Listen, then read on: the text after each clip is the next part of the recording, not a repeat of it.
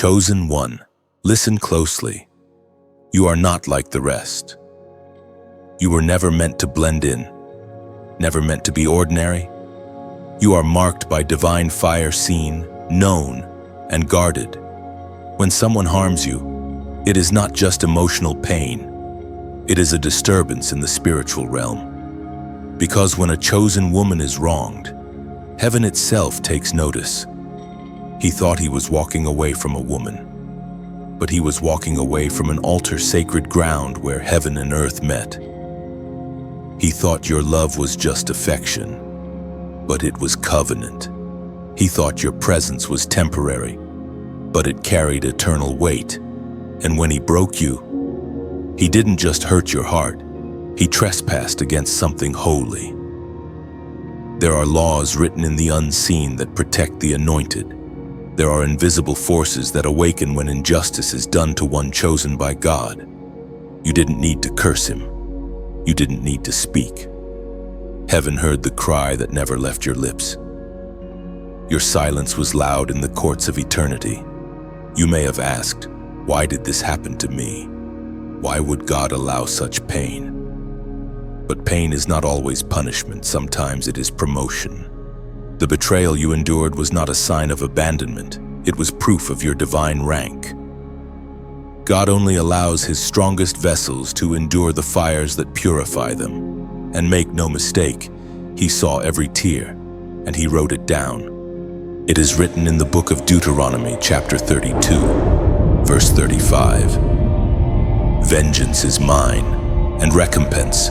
Their foot shall slip in due time. That means you don't have to seek revenge. It's already scheduled. Heaven has its own clock, and justice has already been set in motion. The one who wounded you may appear to flourish, but what looks like peace is only delay. The ground beneath his feet is fragile. God's timing is perfect, and when that appointed hour comes, balance will be restored. You were not broken to stay broken. You were broken to be rebuilt stronger, wiser, sharper in discernment. The experience exposed what was counterfeit, and it revealed your true worth. You now carry a light that terrifies the darkness, a strength born from suffering. You no longer chase love.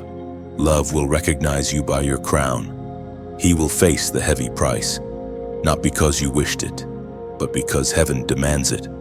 Every deception he used will return to him. Every word he spoke to wound you will echo back into his own heart. He will learn that to hurt a chosen woman is to sign his own spiritual sentence. Not because God is cruel, but because God is just. And you, chosen one, will rise from this. You will rise not as a victim, but as a vessel of glory.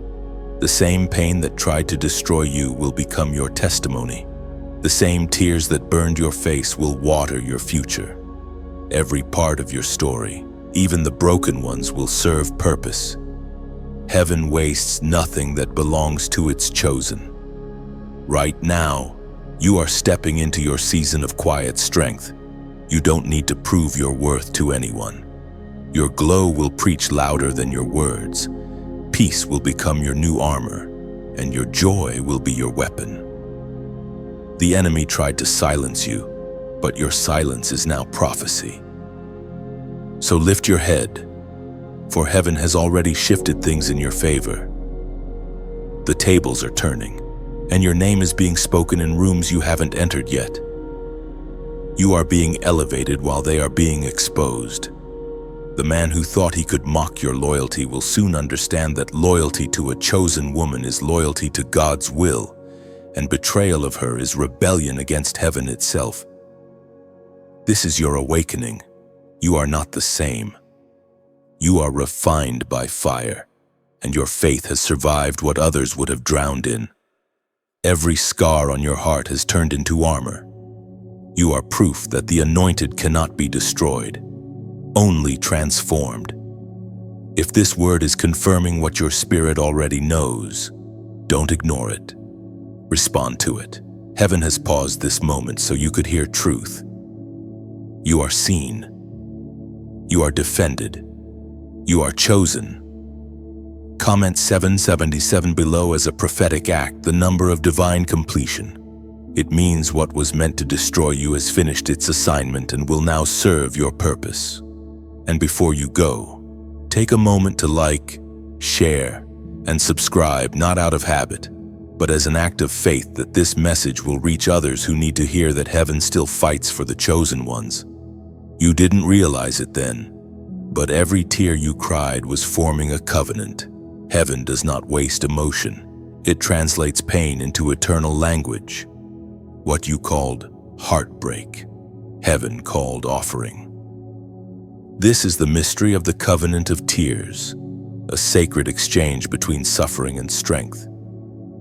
When a chosen woman weeps, her tears are not weakness. They are signatures of divine remembrance. Each drop that fell from your eyes was counted. Not one escaped the notice of the Almighty. In the unseen realm, your tears became testimonies, proof that you still believed even when your faith was shaking. When you whispered prayers through the ache. When you chose forgiveness over vengeance. When you stood in silence instead of retaliation, you wrote your name deeper into the covenant. Heaven responds differently to those who love purely. There are cries that move angels, but the cry of a chosen woman moves the throne itself. You were not abandoned in that night of breaking. You were surrounded by witnesses, by unseen beings who recorded your pain as prophecy. That's why, even now, there's a stirring in the spirit because tears like yours demand an answer. The Spirit spoke through the prophet Jeremiah, chapter 31 and verse 16. Restrain your voice from weeping and your eyes from tears, for your work will be rewarded, declares the Lord. That is heaven's promise to you. Your tears have a return. You have sown in sorrow, but you will reap in revelation.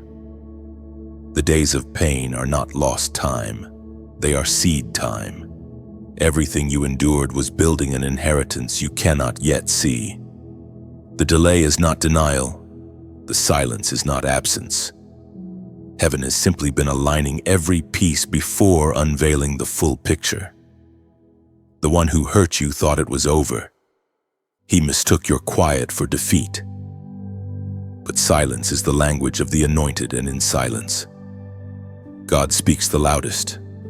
While he moved on, unaware, heaven was shifting the balance. The scales of justice began tilting, not in anger, but in precision. The covenant of tears is not vengeance disguised. It is justice purified. God does not punish recklessly. He restores righteously.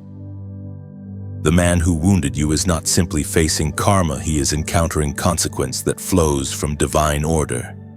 He trespassed where he was supposed to protect. He mocked the sacred and now finds himself haunted by emptiness he cannot explain. And you, the one he underestimated, are rising quietly. You are no longer reaching backward, trying to understand why it happened. You are beginning to see that your pain was preparation. Every rejection was redirection. Every ending was instruction. You have learned to see through disguise, to discern spirits before they speak. You have grown into the woman you were always meant to become. Do not apologize for your transformation. Pain may have been the teacher, but grace was the lesson. You have emerged with authority that cannot be faked, a kind of peace that comes only from surviving the fire. What he took for granted, God has multiplied. What was broken in you has become a fountain of wisdom for others. Your tears have not just healed you, they've become healing for someone else. This is how heaven works. It turns personal wounds into global assignments. Your story will comfort those who thought they'd never rise again. Every night you cried alone will one day echo as light for someone still in darkness. That is the covenant you endured so others could believe again. Let the past stay buried. Let the pain remain as testimony, not identity. You are not defined by what he did. You are refined by what you survived. The covenant of tears stands as proof that nothing surrendered in faith is ever lost. Heaven remembers. Justice breathes. And your story is far from over. You will soon look back and realize that every sleepless night was birthing strength you didn't know you had. Heaven was not ignoring you, it was investing in you. Pain carved the space where divine power now lives. The same God who witnessed your tears is preparing to display your restoration publicly. What was whispered in secret will soon be shouted in triumph. The one who hurt you will see that grace builds louder than vengeance. Stand firm in the covenant. The storm that once broke you will now bow before you. You are the living proof that divine justice is not delayed. It is deliberate, precise, and unstoppable. And when the dust finally settles, your peace will speak louder than his excuses. You will walk past the ruins of what once hurt you, carrying proof that divine timing never fails. Justice was never late, it arrived exactly when heaven intended. The moment he crossed the line, everything shifted. It wasn't just heartbreak, it was a spiritual violation. You, the chosen one, were never in his life by coincidence. You were sent as light, as covering, as reminder, and he treated it as convenience. When he broke what was sacred, he awakened a law older than time, the law of divine consequence. He thought he could handle you the way he handled others. But you are not like the rest. Your love carries heaven's fragrance, and when he wounded it, the fragrance turned to fire. You were not merely hurt, you were marked for elevation. Heaven often allows betrayal, not to shame you, but to separate you from what cannot go where you're headed. He will soon understand that what he mocked was mercy. You were the answer to his prayers, but pride made him reject the very grace meant to save him. Every act of deception he performed was not unseen. It was recorded, and heaven never forgets, for never. The moment he crossed the line, the balance began to shift. The voice of God thundered in the book of Exodus, chapter 23, verse 22. If you indeed obey his voice and do all that I speak, then I will be an enemy to your enemies and an adversary to your adversaries. This is divine alignment, heaven positioning itself on your side. You didn't need to fight for revenge, because heaven already declared allegiance to your pain. The more he plotted against you, the more protection surrounded you. You may not have seen it, but while you were crying, angels were already building a wall around your future. Every word he spoke to break your confidence will return as conviction in his own heart. The sleepless nights you endured will soon be his lessons. Because when someone harms a chosen one, it's not just personal, it's prophetic. Heaven uses their betrayal to complete your training and begin their awakening. You must understand this, your tears were not for nothing. They were ingredients in the oil being poured over you now. Every heartbreak was mixing into your anointing. That's why you glow differently now. You walk differently. You see differently. You're not bitter, you're built. Let him face what he created. That's not revenge, that's order. Divine balance requires that what was stolen must be restored, and what was corrupted must be corrected. You are not praying for his fall, you are witnessing his lesson. Sometimes mercy must let someone meet the mirror of their own actions. Do not interfere with what heaven is doing. Your only task now is to rise. The same pain that once silenced you is becoming your sermon. You are not the victim of betrayal, you are the vessel of transformation. What once hurt you will soon introduce you. Your story isn't ending in heartbreak, it's expanding into destiny. You were chosen not only to endure, but to expose, to show that light remains unbroken even after being wounded. This is your sacred vindication, you will shine, and he will finally see who you truly were all along. Now, if your heart knows this word is yours. Comment "Justice belongs to God." Type it as an act of surrender, a reminder to your spirit that you don't need to chase what's already being handled. Let heaven finish what it started. He will come to understand that peace cannot dwell in a heart that betrayed purity. The laughter that once mocked you will echo back in silence, not as punishment, but as realization, the kind that breaks pride and exposes truth beneath the surface. You, meanwhile, will find peace not in revenge, but in revelation. What was meant to crush you became your consecration. You have stepped into the sacred rhythm where pain produces prophecy. Every scar now carries instruction for the one who listens closely to heaven. Heaven never forgets the cries of its chosen. Every whispered prayer, every sleepless night became intercession in disguise. The time is near when your healing will become the sermon that redeems others from their own darkness. Your story will open eyes that blindness once ruled. Let this be your comfort: justice is not yours to chase, it is God's to perform. You will watch balance return naturally without your interference. The same grace that lifted you will teach him what mercy costs when it's rejected. Divine equilibrium cannot be escaped. Now, if this truth finds your spirit trembling in agreement, type "Justice belongs to God." Write it not as a phrase, but as faith in motion, an act that seals your release from vengeance and anchors your trust in the one who sees all. In the silence after heartbreak, something eternal began to stir. You thought your cries disappeared into empty air, but they didn't. They rose like smoke from a sacred fire, carried by unseen hands into the highest courts of heaven. The moment you broke, your spirit spoke, and heaven listened. There are frequencies of pain only angels can hear, and yours echoed through eternity. You see, the cry of a chosen woman is not like the cry of others. It is layered with purpose, born from purity, and stamped with destiny. That is why heaven cannot ignore it. Every tear you shed carries authority because it comes from a heart that was never meant to be mishandled. When the innocent are wounded, heaven becomes restless. Your cry was not just sorrow, it was an alarm. It triggered motion in places you cannot see. The spiritual realm began to shift.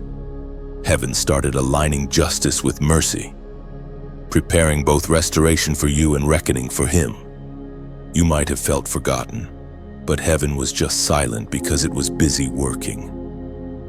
The Word of God declares in the book of Exodus, chapter 3, verse 7, "I have indeed seen the misery of my people. I have heard their cry because of their oppressors, and I am concerned about their suffering."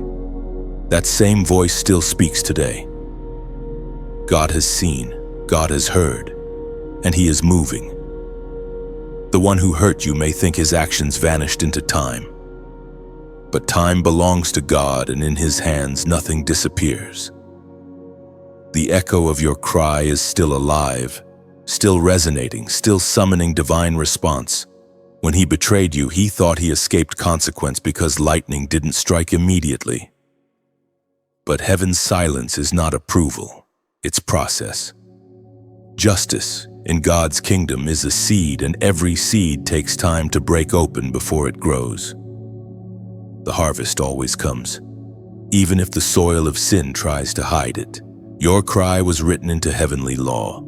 It became evidence that love can hurt and still remain holy. It proved that faith can bleed and still stay faithful. And for every drop of pain you endured, there is now an equal measure of restoration being prepared. Heaven does not let such purity be mocked without producing redemption. The echo of your cry is not haunting, it is heralding. It announces that the season of silence is ending, the same way a trumpet signals the approach of a king. Your pain has signaled heaven's movement. The tables are turning. You won't have to announce your healing. It will be visible in your peace. And as for him, the one who dismissed you, he will begin to hear that echo in his own spirit. At first, it will come as unease, small moments of restlessness that interrupt his comfort. Then it will grow louder until he faces what he buried. That's how heaven works, not through thunder, but through conviction. You will not see him destroyed, you will see him undone. So there's a difference. Destruction ends a story, but conviction rewrites one. The echo of your cry will pull him toward that mirror moment where every excuse fades and every truth stands naked. What he thought was over will return not as punishment, but as reminder. And while heaven deals with him, heaven heals you. The same frequency that summoned justice also summoned restoration. You are being reassembled in silence, mended in ways the world can't explain. Soon, you will look at the places that once hurt and see only light. The pain will remain as memory, but no longer as wound. This is the power of your cry. It carried both lament and prophecy. It didn't just express what was broken, it called forth what would be rebuilt. Every echo that rose from your spirit became a decree for transformation. That's why your story will not end in tears, but in testimony. The echo has reached heaven, and heaven has responded. The shift has already begun, quietly, invisibly, irreversibly. The same God who heard the cry of his people in Egypt has heard yours. The same justice that liberated them will liberate you. Your cry was not weakness. It was your weapon.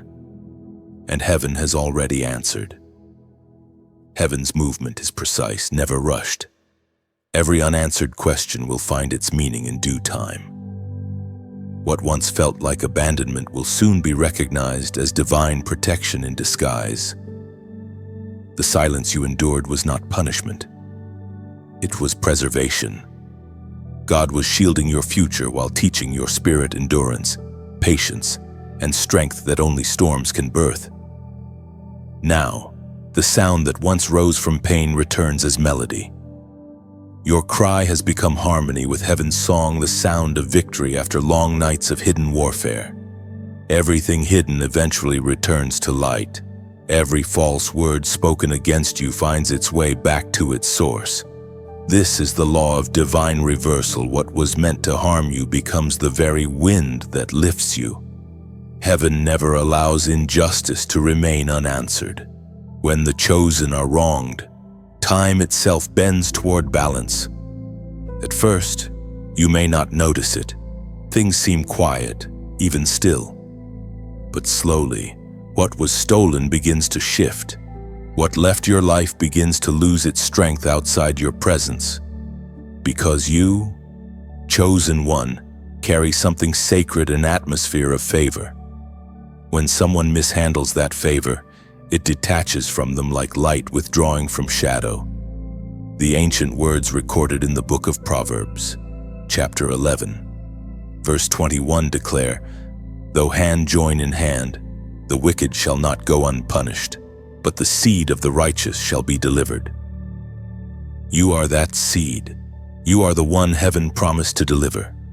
And as divine reversal unfolds, you'll see things happen you couldn't have orchestrated yourself, conversations that expose lies, opportunities that seem to appear from nowhere, peace returning to your nights like a long-lost friend. This isn't coincidence, it's compensation.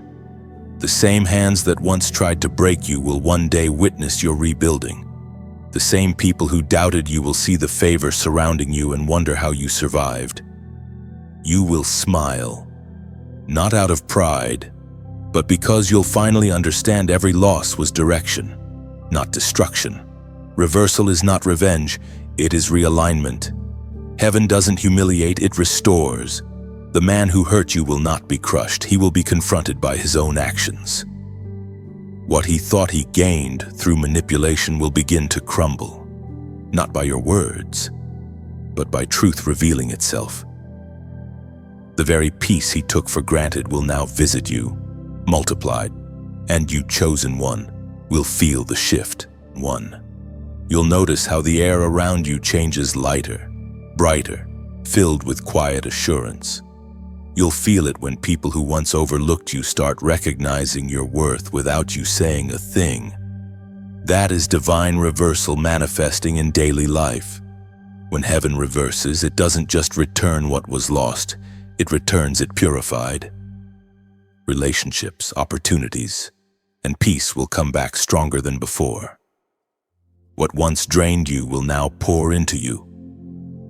This is not wishful thinking, it's divine arithmetic. God always restores with interest. Sometimes the greatest sign of reversal is not what returns, but what doesn't. Some doors will remain closed because they were never meant for your healed version. Do not knock, just walk. You're moving into spaces that match your purity. And as this message reaches you now, let it remind you that you are part of a living story, not a finished one. Every time you like or share these words, imagine lighting a candle in the night, one more flame reaching another soul still trapped in silence. It's not routine, it's ripple. When you subscribe, think of it as choosing to stay near the fire to keep warmth within reach. So the next cold moment won't find you unguarded. You're not just following. You're staying connected to the stream where your spirit once drank healing. And if your heart feels a quiet pull to donate, picture a seed dropping into fertile ground. You're not paying for words, you're planting for futures. Every act of giving becomes rain for someone else's drought. This space survives on generosity the way gardens survive on water freely received, freely poured out. There is no demand here, only invitation. Whether you give or not, you are still part of something holy simply by listening with an open heart. But if your spirit whispers yes, let your seed speak gratitude. Every drop of support, be it prayer, share, or donation, becomes light fuel that keeps the flame burning for those still wandering in darkness. So as you breathe in this moment, remember heaven sees every act of faith, even the quiet ones. The same law of reversal that restores you will multiply what you release in love. Because generosity, too, is a form of warfare. It breaks fear and plants hope. You are not here by accident. You are part of heaven's great equation of restoration. Like the morning that follows the longest night, you are proof that divine reversal is real, and it begins the moment you choose light again. Heaven measures generosity not by size, but by sincerity. Even the smallest act done in faith becomes a bridge of light that others may safely cross. Your giving, your sharing, your listening, they echo beyond screens and moments. Together, they weave an invisible network of grace that never stops growing. There comes a moment when heaven begins to shake the ground beneath deception. You can feel it before you see it, small disruptions in what used to seem steady. Strange shifts in places that once felt secure. This is not coincidence. It is the shaking, the divine rearrangement that begins when heaven decides enough is enough. The one who caused your pain may not understand what's happening. Doors that used to open easily begin to resist him. Plans that once flowed now crumble for no visible reason. This is heaven speaking in motion, not as punishment, but as persuasion, calling him to turn, to see what he has done before the full weight of consequence arrives. Every life has moments when mercy knocks softly. It comes disguised as confusion, as discomfort, as silence. But if ignored, the whispers become storms. The shaking you sense in the spirit is heaven's final warning, a trembling of grace before judgment. The same voice that once protected him through your prayers now stands at a distance, waiting for repentance. It was proclaimed in the book of Haggai, chapter 2, verse 6. This is what the Lord Almighty says: "In a little while I will once more shake the heavens and the earth, the sea and the dry land. Heaven shakes what no longer stands in truth. It is not cruelty, it is correction. The shaking reveals foundation. It shows what was built on sand and what was built on faith. And right now, the earth beneath deception is trembling. The illusions he built to justify his actions are beginning to collapse, one by one. You, however, stand untouched. You might feel the vibrations, but they will not harm you. The shaking that breaks others will only refine you, because you were never built on flattery or convenience. You were anchored in covenant. What he tried to destroy has only driven your roots deeper into divine soil. He will try to fix things in his own strength, but nothing will hold. Because when heaven starts shaking, human effort can't stop divine movement. His resources will scatter. His alliances will fade. He will look around and wonder why peace left him. And that is when realization will come, the recognition that peace was never a possession. It was a presence, and he drove it away when he wounded a chosen one. This is not your battle to fight. The shaking is not your weapon, it's heaven's. Your task is to remain still while the dust settles. Don't reach back. Don't interfere. Let the trembling complete its work. The more you stay still, the clearer the separation becomes. What is real will remain. What was false will fall.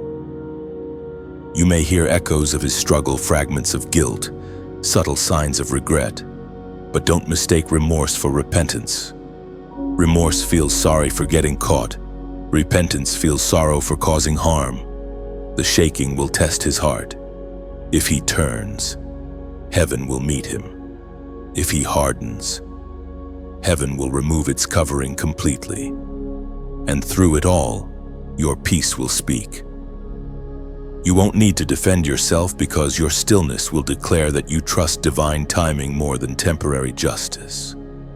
The world may not understand how you can stay calm while everything around him falls apart, but that's the mark of a chosen one, peace that surpasses explanation. This is your confirmation that heaven has taken over the case. The shaking is proof that you are remembered, that your tears have triggered transformation. What once felt like loss is now being rewritten as lesson. What once broke you has now become your boundary. Now, if you feel this stirring in your spirit, if you sense that heaven is moving things on your behalf, comment 999 below. The number 999 carries the energy of divine closure and sacred completion. It means heaven is ending a cycle that once caused you pain and beginning a new one filled with purpose. When you type it, see it as a key turning in a spiritual lock, closing the door on betrayal and opening another toward peace, wisdom, and restoration. The shaking has begun, but you, chosen one, are standing on the rock that cannot be moved. When you write 9999, you are not just typing digits, you're declaring that this chapter has fulfilled its purpose. It's heaven's punctuation mark, closing pain and opening peace. Each 9 carries completion, transition, and transformation. It whispers, the waiting season is over.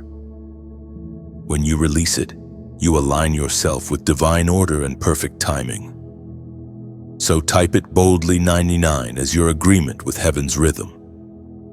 Let it seal your healing, confirm your strength, and call your destiny into full manifestation. He begins to notice something strange in his days. Familiar doors no longer open, laughter feels hollow, and peace has become a memory he cannot summon.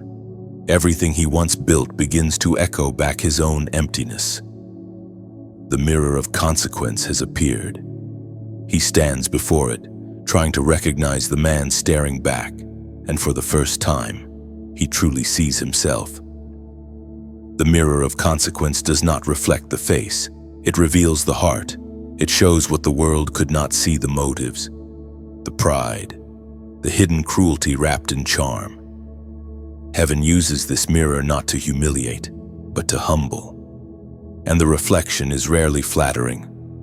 When a man who once wounded love looks into it, he no longer sees the woman he hurt. He sees the version of himself that did it. At first, he will deny it. He will call it bad luck, coincidence, or karma. But time, that faithful teacher, has no bias. Every deception, every careless action begins to return as reflection. What he once gave now greets him in new faces, new situations. The lessons he refused to learn with you return in louder tones. This is not revenge, it's repetition, heaven repeating the message until it's understood, according to the writings in the book of Galatians chapter 6, verse 7. Do not be deceived, God is not mocked. Whatever a man sows, that he will also reap. Those words are not threat, they are truth. They explain why the mirror never lies. It only gives back what was sown. And for him, the harvest has begun. The faces that once adored him now distrust him. The opportunities that once found him now flee. The same way he took your love for granted, others now take advantage of his. The cycle repeats until realization dawns, until humility replaces arrogance. There is something sacred in this moment, even if painful. For heaven disciplines not to destroy, but to deliver. The mirror exists so that blindness can be healed. Sometimes, seeing what we've become is the only way to remember who we were meant to be.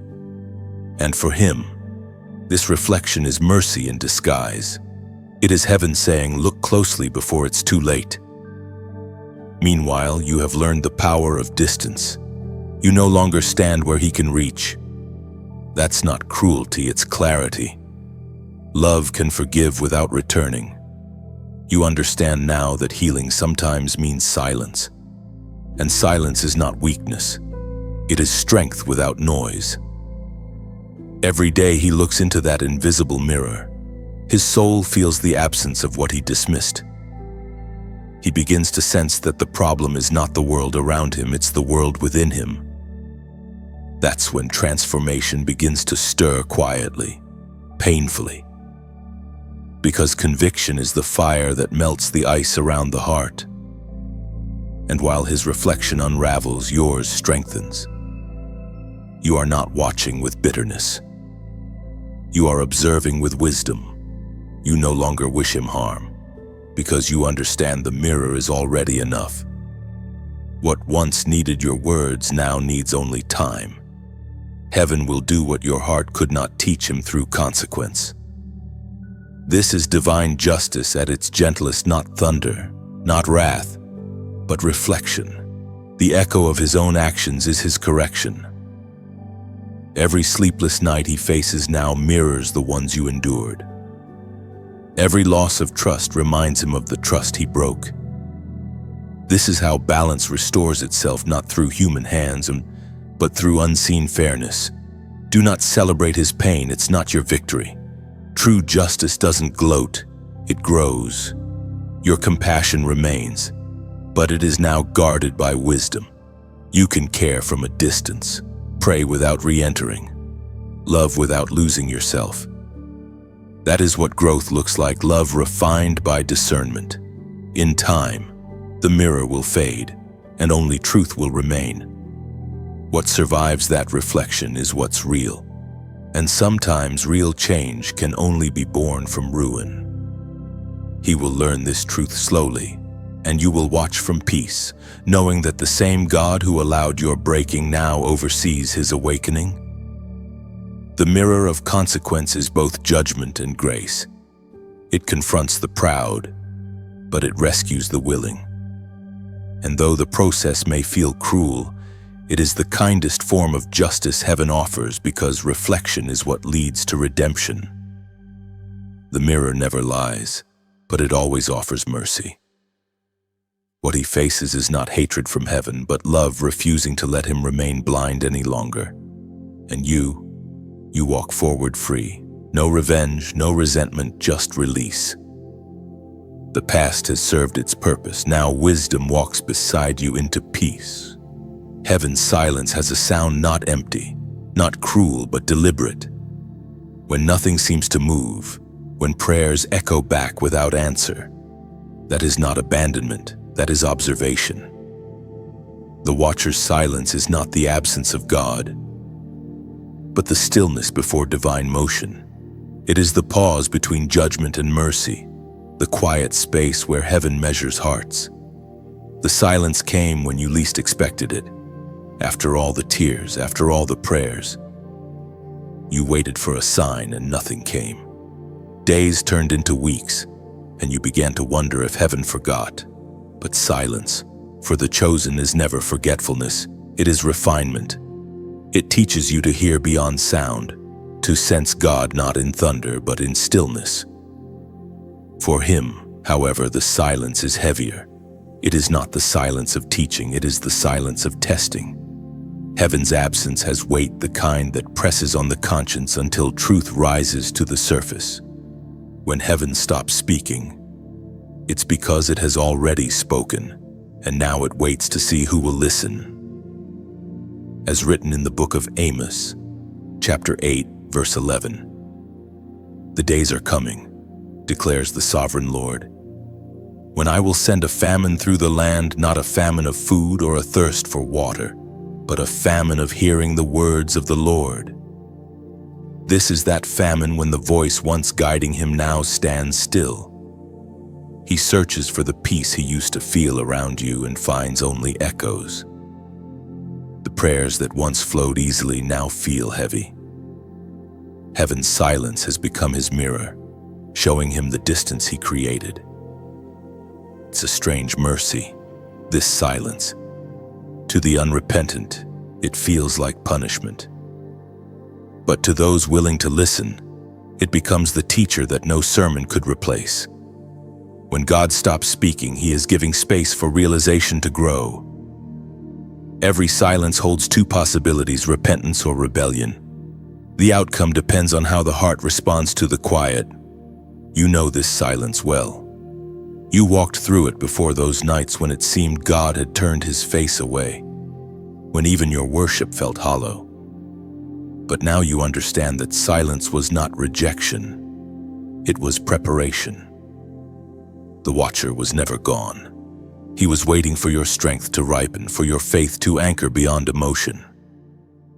That same silence that strengthened you is now confronting him. The silence is mercy's final form. Words can be dismissed, warnings can be ignored, but silence cannot be escaped. It follows him into his thoughts, into his dreams, into the empty spaces where laughter used to live. It turns every comfort into question, every success into uncertainty. That is how heaven speaks without speaking. Meanwhile, your peace deepens. You don't need constant signs anymore because you've learned to rest in unseen assurance. The watcher's silence doesn't scare you, it stabilizes you. You no longer chase answers, you carry them. You know that heaven's stillness means movement you can't yet see. He, however, confuses silence with safety. He mistakes heaven's patience for forgetfulness. But the longer the quiet stretches, the clearer it becomes heaven is not inactive, only intentional. The pause is the prelude. The longer heaven waits, the deeper the work being done beneath the surface. One day, when the silence breaks, it will not come as thunder. It will come as clarity, sudden and undeniable. He will realize that the voice he silenced was the one protecting him. And you will realize that the silence that once frightened you has become your sanctuary. This is how heaven restores order, not through noise, but through stillness. The watcher's silence is proof of sovereignty. It reminds every soul that divine justice is never hurried but never absent. Heaven observes, measures, and then moves always at the perfect moment, always with purpose. So if the silence lingers, do not fear it. The same silence that feels empty to one heart is sacred to another. The watcher is still here, recording, remembering, and readying the next chapter. In that quiet, both judgment and mercy are being written line by line, unseen but unstoppable. Silence, after all, is heaven's highest language. It is the pause before revelation, the still breath before destiny speaks. What you call delay, heaven calls precision. In that quiet, every unseen force aligns, justice sharpening its edge, mercy softening its blow. The watcher misses nothing, not even sighs too faint for words. When the silence finally breaks, it will not explain itself. It will simply prove that God was moving all along slowly, silently, sovereignly. And every unanswered question will bow before understanding. There is a moment when silence breaks not through noise but through surrender. When a man finally reaches the end of his resistance, his heart begins to tremble with the first honest words it's spoken in years. This is the cry for mercy, the moment when the proud fall quiet and the guilty finally speak truth. He has reached that place now. The mirror has done its work. The silence has weighed heavily, and every distraction that once drowned out conviction has faded. There's nothing left to hold on to, no one else to blame. Heaven has cornered him, not with wrath, but with love, refusing to let him stay lost. He whispers what once he mocked God, "Help me." And heaven listens. Not because he deserves it, but because mercy still lingers. The same God who saw your tears now watches his tears born not from sorrow alone, but from revelation. He finally understands that grace isn't cheap. It was purchased by pain, and he's standing on ground made holy by your forgiveness. According to the writings of the prophet Joel, chapter 2, verse 13, "Rend your heart and not your garments. Return to the Lord your God, for he is gracious and compassionate, slow to anger and abounding in love." This is the cry heaven waits for, not loud, not dramatic, but real. A cracked voice, a broken pride, and a heart finally bending after years of defiance. Heaven can work with that. God never demanded perfection, he always desired surrender. For the first time, he sees your face in his prayers not as memory, but as mirror. He remembers your patience, your silence, your unwavering faith, and it begins to pierce him more deeply than any punishment could. He realizes now that you were not his loss, you were his mercy disguised in human form. The cry for mercy always comes at the border between regret and redemption. It is the sound that separates rebellion from repentance. And while his words rise toward heaven, something in the unseen shifts. The same angels who once carried your tears now carry his confession. Justice does not vanish, but it bends, making room for grace. This does not mean the pain you endured was forgotten. Mercy does not erase consequence, it transforms it. What he lost will not suddenly return, but his cry has awakened the possibility of change. Heaven's response is not to restore what was, but to redeem what can be. Meanwhile, your spirit senses something lifting, not sympathy, but release. You can feel the cycle closing, the wound breathing again. You no longer wish for apology or explanation. You simply rest in knowing that heaven heard both cries, yours for justice and his for mercy. Balance has been restored and the story has turned. The cry for mercy is the sound of chains unlocking. It does not excuse the wrong. It invites redemption. And the same way heaven listened when you cried for strength, it now listens as he cries for forgiveness. That's the paradox of divine justice. It defends the innocent and still offers hope to the guilty. So let the cry rise. Let heaven finish the exchange. Mercy has stepped into the courtroom of consequence, not to cancel truth, but to crown it with compassion. This is how heaven wins, not by destroying, but by transforming. Now, if your spirit feels the echo of this truth, If you sense that heaven is teaching you to forgive what hurt you, comment "I forgive now." Type it as your final release, not for him, but for yourself. For every time you forgive, you move from survival into sovereignty.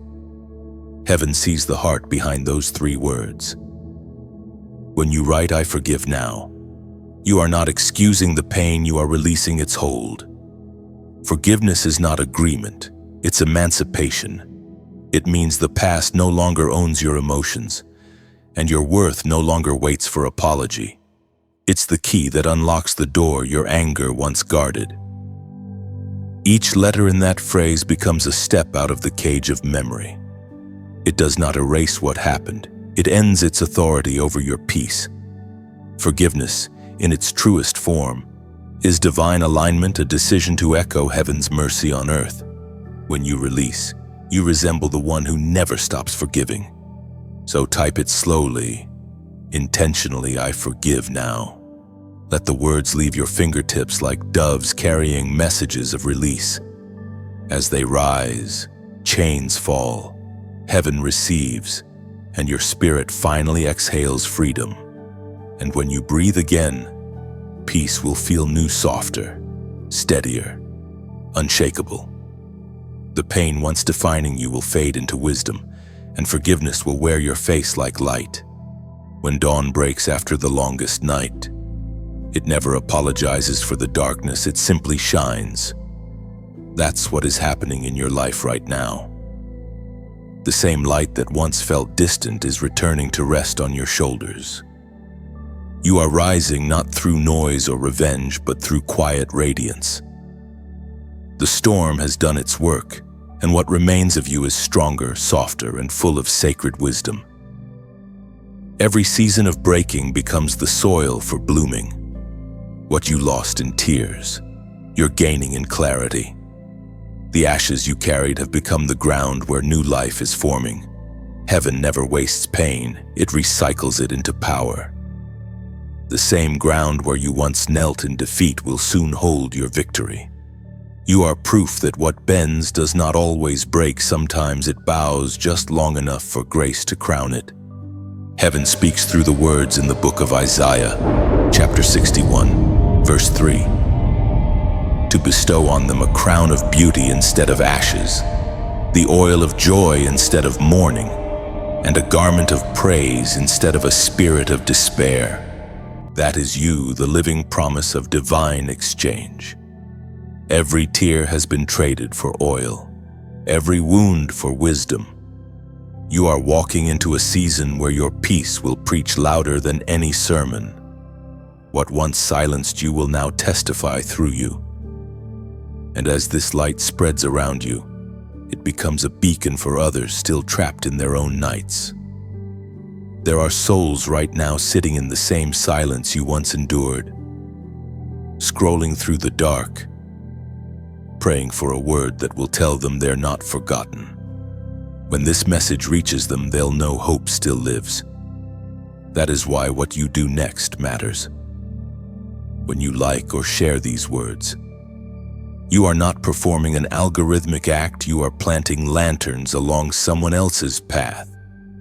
It's how digital space becomes sacred space, one light at a time.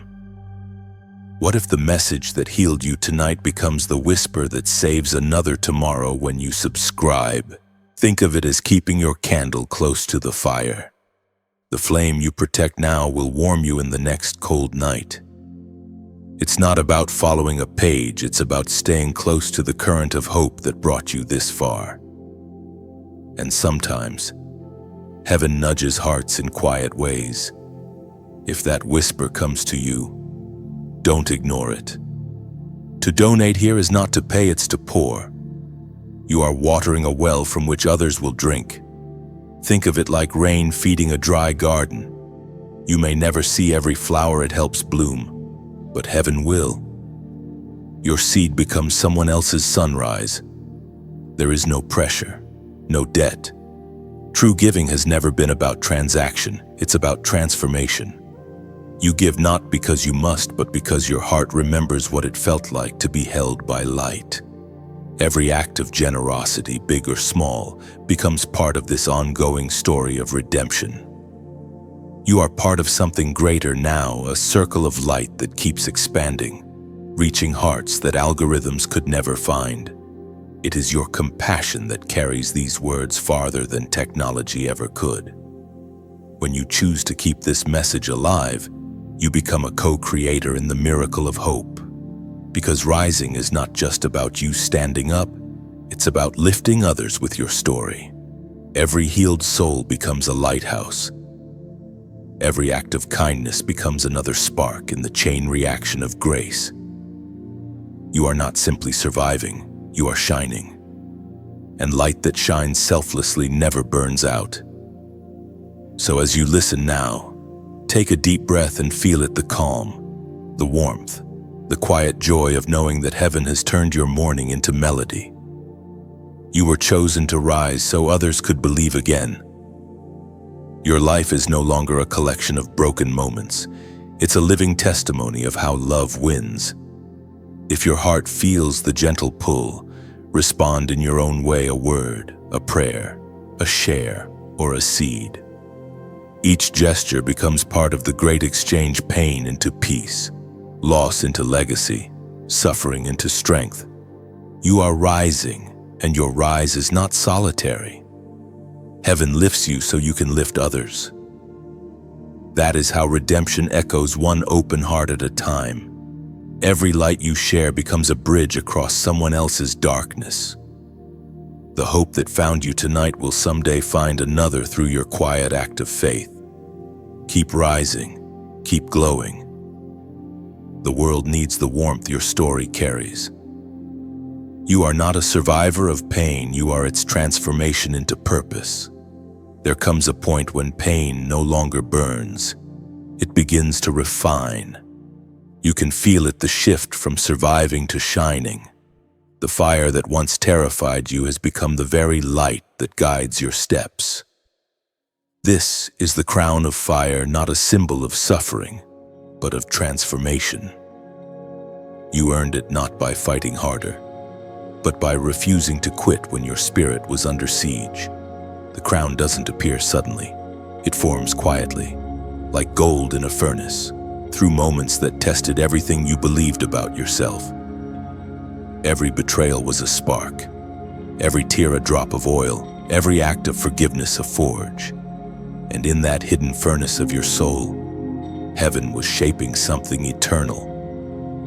You see, the fire that destroyed others purified you. What consumed pride, fear, and pretense in others became fuel for your awakening. You are different now, slower to anger, quicker to discern, calmer in storms. You no longer chase understanding, you carry it. That is the first sign of your crown, as the apostle reminded in his first letter to Peter. Chapter 1, verse 7. These trials have come so that the proven genuineness of your faith, of greater worth than gold, may result in praise, glory, and honor when Jesus Christ is revealed. The fire was never meant to end you. It was meant to expose the gold. And now the brilliance of your endurance outshines the memory of your pain. That's what the enemy never expected, that the same flame meant to destroy you would turn you into living light. You wear this fire like a garment now. It doesn't scorch, it protects. The heat that once came from heartbreak now radiates from holiness. People will sense it before you speak, that quiet strength, that strange calm, that aura of having survived something sacred. You don't explain it. You simply carry it. The anointing born from adversity doesn't need introduction. Those who once doubted you will notice. They'll sense the difference, though they won't be able to name it. They'll wonder how the same person who was once broken now walks with such quiet power. The answer is simple. You stopped running from the fire and let it crown you. The crown of fire is not seen by eyes, but felt by spirits. It is the proof that you've walked through flames and refused to curse them. You learned to bless even what burned you because you realized heaven was hidden inside the heat. This is what separates the chosen from the ordinary, the ability to transform pain into purpose. And the fire didn't just refine you, it redefined you. It changed what you value, how you love, what you allow. You no longer settle for surface connections. Because you've tasted depth, you no longer chase temporary attention. Because you've met eternal affection, you've learned the difference between warmth and imitation, and now you guard your flame wisely. Every test you faced has become a page in your manual of wisdom. You can now look someone in the eyes who is still in their storm and whisper, "You'll make it." Not because you read it, but because you lived it. Your scars have turned into scriptures. Your endurance is your testimony. That's why the fire was necessary, to prove that your faith was not borrowed, but born. To reveal that your peace was not the absence of struggle, but the presence of strength. You didn't just survive, you were tempered. The crown of fire does not fade. It is not made of metal or jewels, but of moments, the kind that test your heart, stretch your faith, and prove your resilience. It glows brightest when you walk in humility, when you extend grace instead of revenge, when you choose silence over spectacle. And now, wherever you go, that invisible crown speaks for you. It tells heaven that you've passed the test.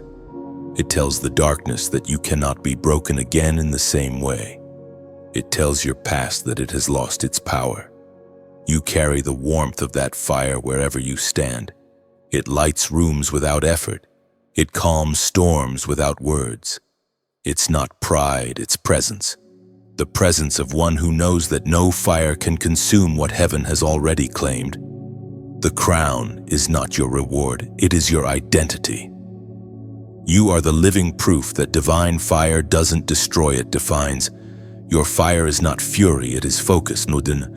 It burns without bitterness, glowing softly as proof that pain can be transformed into holy illumination. Walk with that warmth. Let others feel peace in your presence, and remember, true light never shouts. It simply shines. There is a sacred moment after the fire, the calm where ashes give birth to light. It's the divine exchange, where heaven trades your sorrow for substance, your loss for legacy. You have walked through the storm, through silence and shaking, through tears that carried prayers too deep for words. And now, heaven moves to restore not what you lost, but who you became. Restoration does not mean returning to the past. It means rising into purpose. The divine exchange doesn't hand you back what broke. It hands you the version of yourself that could never exist without the breaking. You have become unrecognizable to the pain that once named you. Every divine exchange begins quietly. Heaven does not announce the transaction, it simply shifts the atmosphere. One morning you wake up and realize you are no longer hurting the same way. The memory remains, but the sting is gone. The ache has been replaced by awareness, the realization that nothing was wasted. As was spoken in the book of Job, chapter 42, verse 10. The Lord restored the fortunes of Job when he prayed for his friends, and the Lord gave him twice as much as he had before. That is the rhythm of heaven, double portion after devastation. It's not repayment for pain. It's the revelation of purpose. What the enemy tried to destroy became the seed of your increase.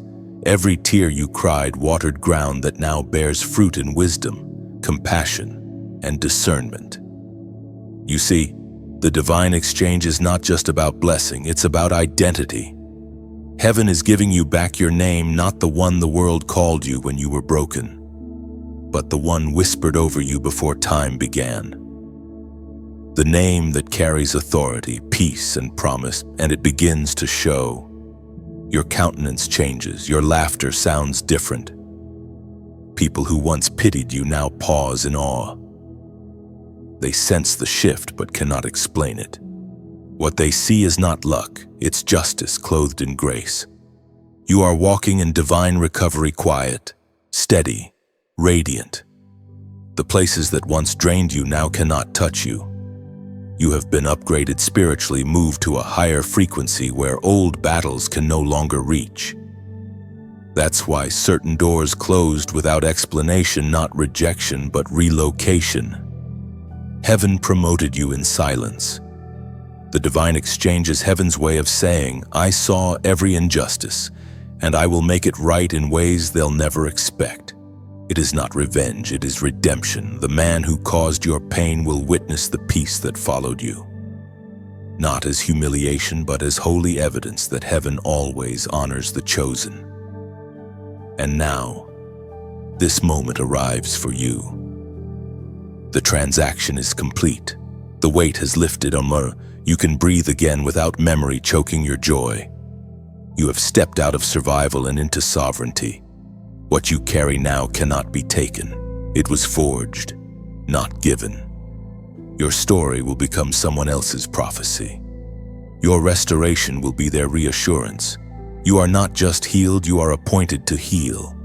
The same God who restored Job is still writing your restoration today. The double portion will not just be in things, but in peace, purpose, and influence. Now, heaven asks for one sign from you, a declaration, a number that seals this exchange. If this word resonates with what your spirit already knows, comment 888 below. The number 888 represents new beginnings, blessed by divine order, the completion of one cycle and the birth of another, overflowing with spiritual abundance. When you type it, you're not calling for riches, you're acknowledging renewal. You're saying, my pain has paid its price and my purpose has now been purchased. It's a symbol that your story is turning from lament to legacy. So write it with conviction, 888, and let heaven see your readiness for renewal. The divine exchange has begun and your restoration is already unfolding in ways you can't yet see. When you type 888, see it as a sunrise, the light that returns after every night of loss. It marks the end of survival and the beginning of thriving. Each 8 curves like eternity itself, a reminder that what is yours cannot be undone. It speaks of continuous blessing, not fleeting gain, but peace that circles back again and again. So write it with intention, not haste. 888 is not decoration, it's declaration. It seals the divine exchange in faith, aligning your spirit with the rhythm of heaven's restoration. And when you press send, let your soul smile. Heaven has already seen your agreement. The old story closes quietly, and a new chapter begins, radiant with divine order. There is a strange beauty in return. Not every return means restoration, and not every distance means loss. Some souls are allowed to meet again, not to repeat the past, but to recognize how far grace has brought them. This is the story of the prodigal heart, the one who left broken, now learning the language of humility. Time has passed.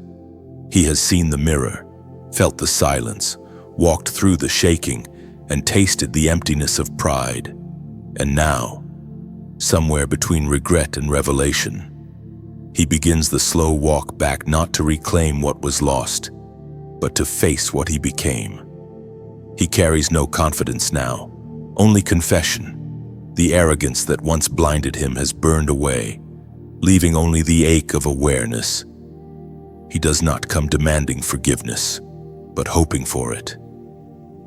Every step feels heavy, yet somehow sacred, as if heaven itself holds its breath while watching him take each one. It is written in the Gospel of Luke, chapter 15, verse 20. But while he was still a long way off, his father saw him and was filled with compassion. He ran to his son, threw his arms around him, and kissed him. That is the heart of divine restoration, not the ignoring of wrongs, but the embrace that teaches what grace truly means. Heaven does not wait for perfection to extend mercy. It runs toward repentance. You may never see him physically return, but in the spirit, the movement has already begun. The heart that once mocked your love now feels its absence like thirst. He remembers your patience, your silence, your steadfastness in faith. Those memories are now sermons to his soul. Every echo of your kindness breaks another wall inside him. But take this truth gently, not every prodigal is meant to remain. Some returns are meant to reconcile hearts, not reunite lives. Sometimes the purpose of the return is simply revelation for him to see who you truly were and for you to see who he has finally become. The lesson is complete when both souls have learned their portion of grace. When he does return, it won't be with charm or flattery, but with truth. His eyes will no longer carry pride. They will carry apology. You may sense his sincerity, but wisdom will whisper caution. Forgiveness does not always require re-entry. Love can release without relinking. The return of the prodigal is not about the restoration of a relationship, it is about the restoration of righteousness. Heaven allows meetings like these to close circles, to prove that forgiveness was real and healing was finished. The one who once broke you may now become the one who confirms how whole you've become. You will notice it in the way your heart responds. No bitterness, no tremor, just peace. That's when you'll know the fire has done its work. You are no longer bound to what happened. You are anchored in what you've learned. You can look at the one who wounded you and feel nothing but compassion. That's the truest sign of freedom. For him, this moment will be both humbling and holy. To face what he lost and find grace instead of resentment is the very mercy he never believed possible. He will understand, perhaps too late, that heaven gave him a treasure he wasn't ready to hold. But even that realization is grace, for humility is the beginning of redemption. Your story and his may not intertwine again, but they will forever share one chapter, the chapter where heaven used pain to teach two souls the weight of love. One learned endurance, the other learned repentance. And in that exchange, heaven was glorified. The return of the prodigal does not rewrite the past, it redeems it. Every broken word, every sleepless night, now carries new meaning. The story was never about what was lost. It was always about what was found within you. You have become what heaven intended all along, a living testimony that grace is stronger than grief, that mercy outlasts mistakes, and that love, when purified, can watch from afar without sorrow. Forgiveness does not erase the past, it transforms it. What once felt like betrayal now stands as the classroom where your spirit learned endurance, patience, and the quiet courage of compassion. He will walk away changed too, marked not by shame but by understanding. The grace you showed him will echo, reminding him that love was never weakness. And you will keep walking forward, crowned by peace. The story is complete. The circle closed.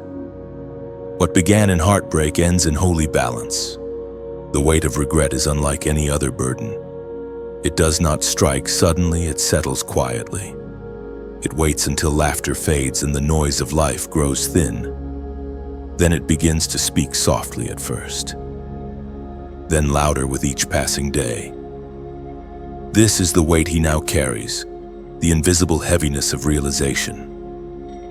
Regret is not punishment, it is revelation. It shows a man what pride refused to let him see. It paints memories in sharper color, every moment replaying with detail he once ignored: your voice, your patience, the way you still hoped even when he had stopped trying. These memories no longer bring comfort, they bring conviction. He tries to move on, but peace evades him. Every smile feels borrowed, every success hollow. What he thought was freedom has become restlessness. because the heart knows when it has wounded something sacred, and no distraction can silence that knowledge. The past becomes a mirror that follows him, showing him not what he lost, but who he was when he lost it. According to what is revealed in the book of Proverbs, chapter 14, verse 34, righteousness exalts a nation, but sin is a reproach to any people. That truth applies not only to nations but to souls. When righteousness departs, dignity follows. And now he feels the reproach of his own choices, not from you, not from the world, but from within. His own conscience has become the courtroom, and mercy is the judge waiting for confession. The weight of regret changes a man. It strips away the illusion of control. It forces him to confront the reality that he traded gold for gravel, covenant for comfort, destiny for distraction. It shows him the value of what he once dismissed. He begins to understand that the chosen woman was not a phase in his story. She was the divine intersection where heaven tried to reach him. Regret makes him remember details he thought he'd forgotten: the way you prayed, the way you forgave without words, the quiet strength that lingered in your presence. Those moments now haunt him, not because of guilt alone, but because of awe. He begins to realize that your grace was not natural, it was supernatural, and he squandered it. This weight does not destroy him, it rebuilds him. Slowly, his pride bends into humility, his excuses melt into honesty. He begins to see that repentance is not weakness, but wisdom. The very pain of regret becomes the tool heaven uses to carve new character into his heart. And you are no longer part of his burden. You have released him long ago, entrusted him to heaven's hands. Yet unknowingly, your forgiveness has become his map back to himself. He doesn't know how to thank you, so he prays for the first time, sincerely asking heaven to bless the one he once broke. That is what true regret produces: reverence. In that prayer, heaven hears two stories ending differently but gracefully. Yours in peace, his in awakening. Both testimonies born from the same pain, both proof that God can turn even heartbreak into harvest. Regret teaches what comfort never could. It teaches that choices echo, that love has weight, and that every act of harm against the innocent becomes a debt that time alone cannot pay. Only transformation can. Only surrender can. He begins to live differently. He listens more, speaks less, gives where he once took. The lessons cost him dearly, but they were worth the price. The same way your tears bought wisdom, his regret buys humility. In heaven's economy, both are currency for redemption. One day he will smile again, not the smile of arrogance, but of gratitude. He will no longer run from the memory of you, because it will no longer accuse him. It will inspire him. He will finally understand that losing you was not his punishment, it was his awakening. And for you, the knowledge of his change will not reopen wounds. It will affirm your purpose, because your pain became the seed that bloomed into his repentance. Heaven's justice is not about revenge. It's about restoration through realization. Regret does not undo what was done, but it teaches why it must never be done again. And that, in the eyes of heaven, is victory enough. Regret has turned his heart into sacred soil, ready for truth to take root. The same pain that once cursed him now cultivates humility, the first sign of genuine change. You no longer need his apology to feel whole. Your peace has outgrown the need for explanation. What once hurt now only hums quietly as memory. Heaven closes the distance with understanding. Two paths diverged by pain now run parallel in purpose. Both souls, refined by fire, carry forward the wisdom that only breaking can teach. There comes a time when the story no longer feels heavy. The wounds stop speaking in pain and start whispering in purpose. You look at the road behind you, the heartbreak, the silence, the lessons carved deep, and realize it all shaped you into something unshakable. You have become the unshaken throne, the living temple of peace that storms can no longer move. You used to think strength meant fighting. Now you know it means standing. When others crumble under betrayal, you stand rooted, not by effort but by essence. The crown of fire you wear is invisible, yet undeniable, the calm that surrounds you wherever you go. You are no longer waiting for validation. You have become validation itself. Everything that once tried to harm you has now become your foundation. The lies became bricks, the tears became mortar, and the patience you carried became the blueprint. Heaven took what was meant to bury you and built you upon it. That is why you stand taller now, not in pride, but in promise. As written in the book of Psalms, chapter 62, verse 6, "He alone is my rock and my salvation. He is my fortress. I will not be shaken." You are that fortress, not untouchable but unbreakable. People may misunderstand your silence as distance, but silence is simply how wisdom breathes. You've learned that peace is not found in control but in surrender. You no longer chase closure because peace itself became your answer. And as you stand now, you don't stand alone. There are other souls just like you, still trembling, still searching for light. They scroll through endless noise, hoping to stumble upon something that reminds them they are not forgotten. You once were them, and now you carry the light they're searching for. That is why every act of connection matters. When you like these words, imagine it as placing a small stone at the base of someone else's fortress. One gesture builds another layer of strength for a stranger who may be losing hope tonight. When you share, think of it as passing a torch through the dark. Your spark might be the only light someone sees before they decide to stand again. Every share is a ripple of compassion, reaching farther than your eyes can see. And when you comment, imagine it as carving your initials into the wall of a sacred place. Each word you write becomes a small testimony, proof that you were here, that this light found you, and that you are choosing hope again. Someone will read your words later and breathe easier because you dared to speak. And when you subscribe, you're not joining a channel. You're building a temple of voices that keep faith alive in a digital wilderness. Each connection becomes a prayer in motion, a quiet promise that we'll keep choosing light together. Then, sometimes, heaven moves hearts to give.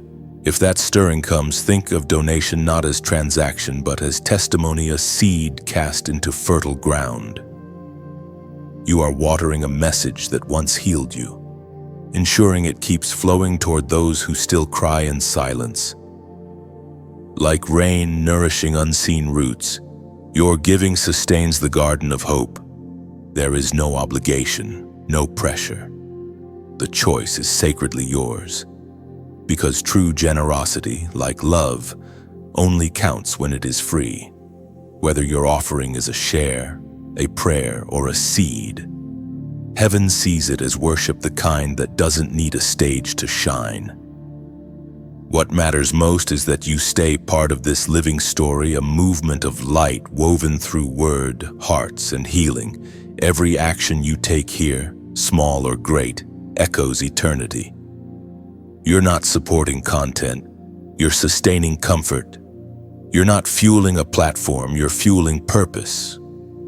You have become proof that even shattered people can build sanctuaries, that even those once abandoned can become anchors for others. The throne you sit upon is not made of gold, it's made of grace, unshaken, unseen, everlasting. So stand tall, not because you want the world to see you, but because heaven already does. Your peace has become prophecy, your endurance has become art, and your story has become shelter. And when you feel moved to like, to share, to comment, to support, to simply breathe this message deeper, do it as worship, not routine. Let it be your way of saying, I am still here, still healing, still choosing light. The world may tremble, but you are the unshaken throne, crowned with calm, standing as proof that grace never fails. And as you rise tomorrow, remember, peace is not the absence of storms, but the art of standing still within them. You are the calm after thunder, the light after fire. Heaven keeps records more faithfully than memory. Every word spoken in love, every tear shed in silence, every choice made when no one was watching, all of it is written. This is the eternal witness, the quiet assurance that nothing done to or through a chosen one ever goes unseen. The eternal witness is not a concept, it is reality. You have felt it before, that invisible gaze during your darkest nights. The unseen comfort when strength was almost gone. When no one defended you, something still did. When you wanted to give up, something whispered, hold on. That was not imagination. That was the record keeper of heaven, standing beside you, documenting every moment that would later become your vindication. People forget, hearts change, memories fade, but heaven's memory is eternal. It does not blur details or rewrite events to suit convenience. It remembers accurately, but with mercy. It records without bias, but with purpose. Nothing you endured has been wasted, because it has been witnessed. We find in the book of Malachi, chapter 3, verse 16, Then those who feared the Lord spoke with each other, and the Lord listened and heard.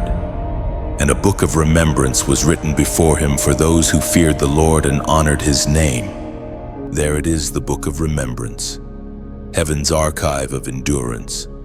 Within its pages lie every sacrifice you thought went unnoticed, every kindness you gave that was met with indifference, every prayer whispered through pain. None of it vanished. It waits like seeds beneath the soil, hidden yet alive, waiting for divine timing to make them bloom. The eternal witness ensures that justice never loses direction. Even when it seems like darkness wins up, heaven's record keeps balance. Every deception, every manipulation, every act of cruelty against purity written, seen, weighed. But so is every act of grace, every moment you chose forgiveness over vengeance. In that sacred balance, mercy and justice dance together, neither forgotten, neither denied. Sometimes you may wonder why vindication takes so long. The eternal witness is patient because true justice is not reaction. It is restoration. Heaven waits until every heart involved has been fully revealed, the proud exposed, the humble exalted, the wounded restored. That's why it feels delayed. Heaven does not rush what must be complete. You have walked through years that felt unseen, seasons where your faith seemed invisible. Yet even then, your obedience was echoing in eternity. The eternal witness doesn't need applause to confirm value. It measures truth by endurance, not recognition. When you chose integrity while others chose convenience, heaven wrote that choice in gold. And now, the weight of those records begins to shift. Justice does not always arrive loudly. Sometimes it comes through peace. When you start feeling inexplicable calm, when what once hurt no longer has power, that is heaven signing your case closed. Vindication has many forms, and peace is the highest one. But remember, heaven's records are not only for judgment, they are also for reward. The same witness who saw your heartbreak has also seen your faithfulness. The restoration you are walking into now is not luck. It is the unfolding of promises long documented. The quiet prayers you forgot, heaven remembered. The forgiveness you gave privately, heaven recorded. And the grace you extended to your offender became your greatest testimony. The eternal witness holds the entire journey, your beginnings, your breaking, your becoming. It has seen the evolution of your spirit, from fragile to fierce, from wounded to wise. The reason you can now walk without resentment is because heaven confirmed your vindication long before earth ever recognized it. So you can rest. You no longer need to defend your name or explain your pain. Heaven's witness has already testified for you. The truth is sealed in light, and every shadow that once followed you will fade in time. The eternal witness does not forget, and it does not fail, and it does. Your story recorded in heaven is not one of tragedy but of triumph. It is the song of a soul that refused to die in bitterness. When time ends and eternity begins, those records will still speak not as evidence of suffering, but as proof of faith. Because the eternal witness was never just watching, it was building your crown. And when heaven finally opens its archives, your name will shine beside every act of grace you chose in silence. That will be your eternal testimony: love prevailed. The records of pain will fade into light, leaving only the evidence of endurance. What heaven witnessed in secret will echo forever as glory. There is a peace that comes after everything, after heartbreak, after forgiveness, after fire and silence and restoration. It does not arrive suddenly, it seeps in quietly, like dawn after a night too long to measure.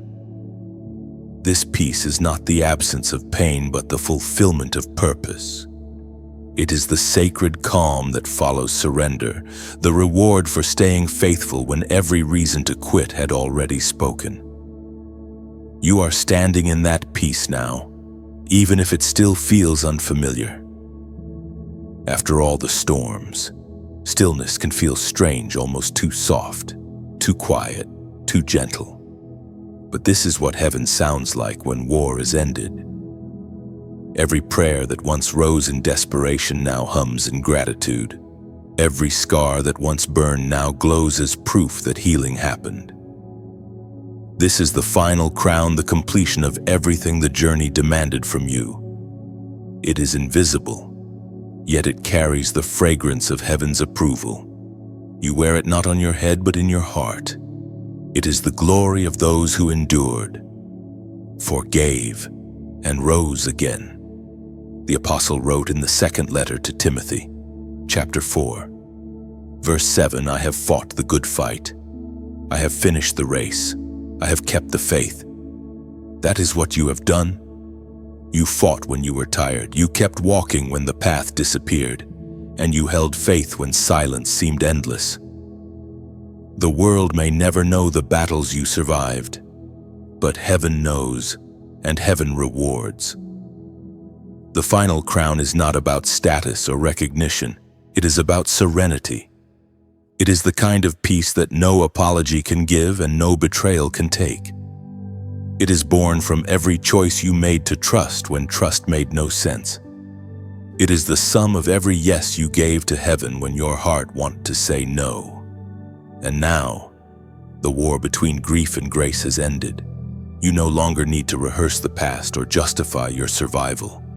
You simply exist in the fullness of understanding, knowing that what happened for you was far greater than what happened to you. You have become the very embodiment of divine resilience. The man who once hurt you has his own journey still unfolding.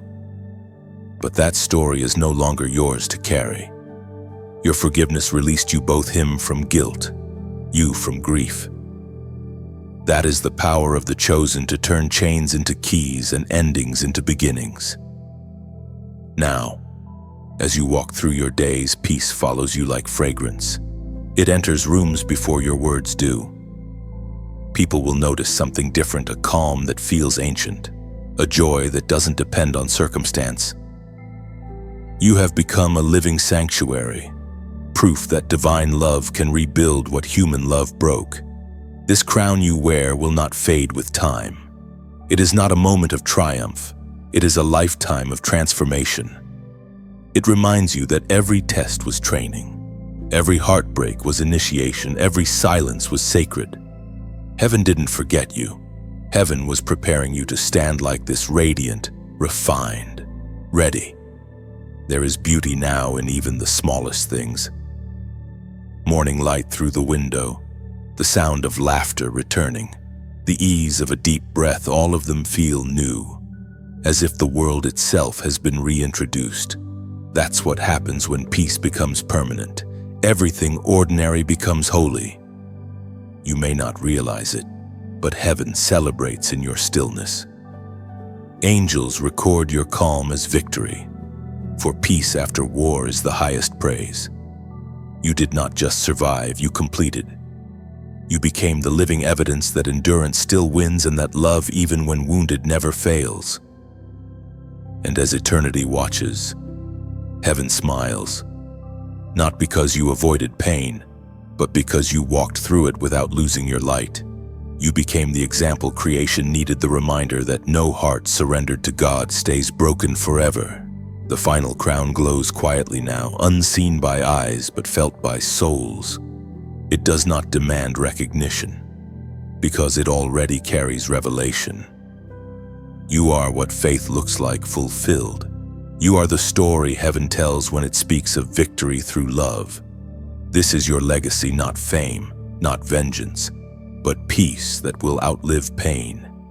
You have finished the fight well, and heaven has already written the final line, grace won. The journey has come full circle, from fire to freedom, from heartbreak to holiness.